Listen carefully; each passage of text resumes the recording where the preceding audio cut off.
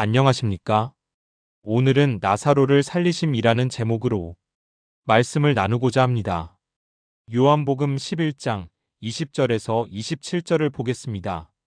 마르다는 예수께서 오신다는 말을 듣고서 맞으러 나가고 마리아는 집에 앉아 있었다. 마르다가 예수께 말하였다. 주님, 주님이 여기에 계셨더라면 내 오라버니가 죽지 아니하였을 것입니다. 그러나 이제라도 나는 주님께서 하나님께 구하시는 것은 무엇이나 하나님께서 다 이루어 주실 줄 압니다. 예수께서 마르다에게 말씀하셨다. 내 오라버니가 다시 살아날 것이다. 마르다가 예수께 말하였다. 마지막 날 부활 때에 그가 다시 살아나리라는 것은 내가 압니다. 예수께서 마르다에게 말씀하셨다. 나는 부활이요 생명이니 나를 믿는 사람은 죽어도 살고 살아서 나를 믿는 사람은 영원히 죽지 아니할 것이다. 내가 이것을 믿느냐? 마르다가 예수께 말하였다. 예, 주님. 주님은 세상에 오실 그리스도이시며 하나님의 아들이심을 내가 믿습니다. 이렇게 기록되어 있습니다. 요한복음 11장은 예수께서 죽은 지 나흘이 지난 나사로를 살리셨다는 이야기와 그로 인해 민심이 요동을 치면 로마의 개입을 불러들여 나라가 망하게 될지도 모른다며 유대 지도자들이 예수님을 죽일 음모를 꾸몄다는 이야기를 담고 있습니다. 나사로는 누가복음 10장에 나오는 마리아와 마르다의 오라버니로 본문에 등장합니다. 두 자매가 예수님을 자기 집에 초대했는데 언니인 마르다는 예수님을 접대하기 위해 음식을 만드느라 분주했고 마리아는 예수님의 말씀을 듣는데 집중했다는 이야기의 주인공인 그 마르다와 마리아 가족의 이야기입니다. 누가복음 10장에는 나사로에 대한 언급은 전혀 없었습니다.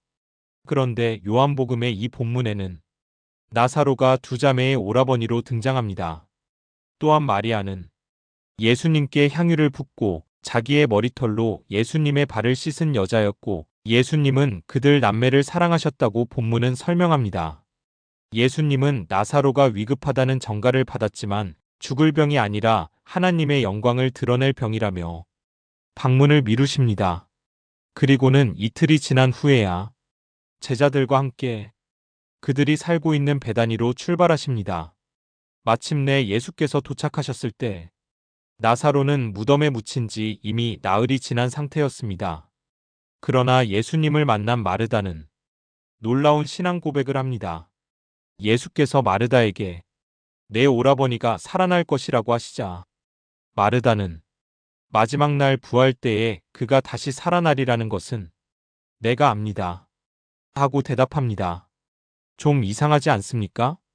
공관복음서에 보면 12 제자들조차도 예수께서 살아계실 때는 물론 돌아가신 이후에도 한동안 예수님의 부활을 믿지 못했습니다. 그런데 이 본문에서 마리아는 마지막 날 부활 때에 그가 다시 살아나리라는 것은 내가 압니다. 라고 확신에 찬 신앙 고백을 합니다.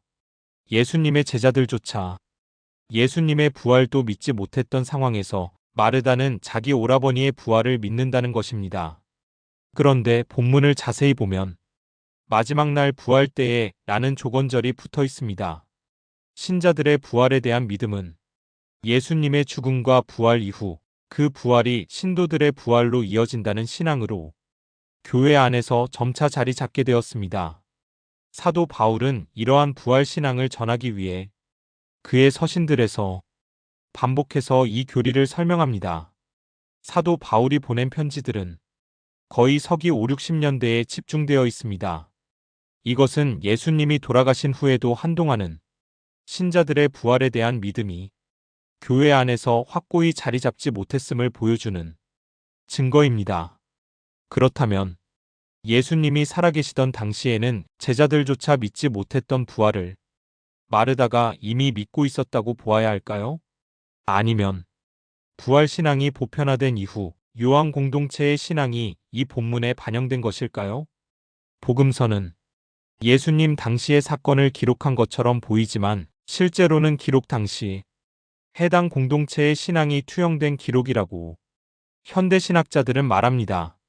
어쨌든 본문에서 예수님은 나사로의 무덤 앞에 가셔서 돌을 옮기게 하시고 하나님께 기도하신 뒤 나사로야 나오너라 하고 외치십니다. 그러자 나사로가 손발은 천으로 감겨 있고 얼굴은 수건으로 쌓인 채 걸어 나옵니다. 당시 유대인들은 사람이 죽으면 사흘 동안은 영혼이 시신 근처에 머물다가 그 이후에는 완전히 떠난다고 믿었습니다. 그러니까 죽은 지 나흘이 된 나사로를 살리셨다는 본문의 기록은 완전히 죽어서 소생할 가능성이 사라진 사람을 예수께서 살리셨다는 말이 됩니다. 그러나 자연 법칙에 어긋나는 이런 기록은 사실의 기록이 아니라 그랬으면 좋겠다는 희망을 담은 신앙 고백의 기록으로 읽어야 한다고 여러 차례 말씀드렸습니다. 이렇게 말씀을 드려도 여전히 성서는 오류가 없는 하나님의 말씀이므로 나는 기록된 그대로 믿겠다는 분들에게는 더 이상 드릴 말씀이 없습니다. 오늘은 여기까지 하겠습니다. 고맙습니다.